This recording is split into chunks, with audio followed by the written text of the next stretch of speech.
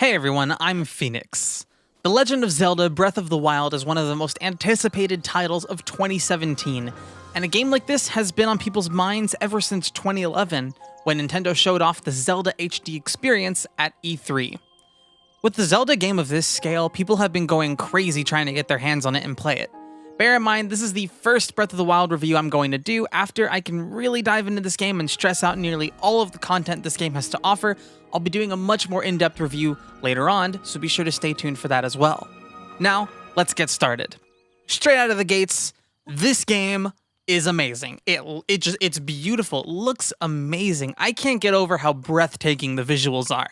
From the colors, the structure design, the sky, just sitting and staring at the game is such a pleasing experience, and believe me, you're going to want to stare at this game for hours on end. Being the newest installment to the Zelda series, this game has big shoes to fill, especially considering how hyped it is and how hardcore Zelda fans can be. As one of the most appealing launch titles for the Switch, this game is a very full experience out of the box. It's a wonderfully open world experience with tons of different places to go. Initially, I was really concerned about it being too open world with lots of empty spaces, but this couldn't be farther from the truth. At almost every turn, there was a new situation to deal with that made you stop and consider how you're going to get there, how you're going to pass an obstacle of some sort, etc. Luckily, there aren't any major physical blockades to stop you from venturing out into the wild even further than where you can currently go. Instead, you're stopped by more difficult monsters. The difference between those two design types is extremely important for the feel of a game. Physical blocks make you feel like you have to simply progress through the story to unlock access to different areas. But with harder enemies to face instead, it means that you as a player, and Link himself, need to get stronger to take on bigger challenges, and only then can you adventure on past those enemies. It makes you have a sense of importance to get better, gear up, and tackle bigger and better things. The combat in this game is extremely diverse. The weapon system allows you to use tons of different weapons, all with varying properties such as the ability to be a different type of element than normal. This puts so many tools at your disposal. You can approach situations from different angles, you can use your Sheikah slate to scope in on a camp of enemies, formulate a plan, and attack them. Or you can use the cover of Nightfall to stealthily get around.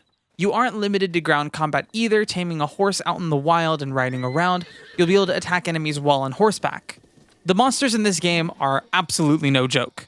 This game is very unforgiving, and you're gonna die a lot. It's very possible to catch yourself dying a ton. This game will most certainly not hold your hand, but with proper planning, you can tackle pretty much anything in the game.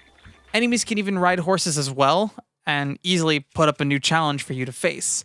Mounted combat versus an enemy on a horse is fast-paced, it's intense. But with the speed of horses, it allows you to easily set up more traps, but even the AI in this game isn't stupid. Enemies have really smart AI. They will double team, they'll flank you. Ultimately, traveling across the land, there are more hazards than just your average pack of enemies too. There's also these really interesting, unique encounters in the wild, providing a much more unique enemy with devastating attacks and potentially very rewarding drops. As you venture out, you'll notice that the weather changes a good amount, and it's easy to catch yourself in a thunderstorm. The game encourages you to use so many things that you have at your disposal to solve problems. The metal objects that you have are a big target for lightning strikes. But that's not to say that there isn't counterplay for this. Something that blew me away is that at the last second, I can throw my metal object and have it hit an enemy right when the lightning strikes, meaning that the lightning would strike the enemy and not myself.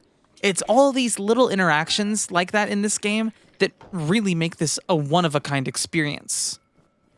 This game is perfect for nearly everyone. The combat is fast-paced, but it doesn't feel too overwhelming if you plan things out.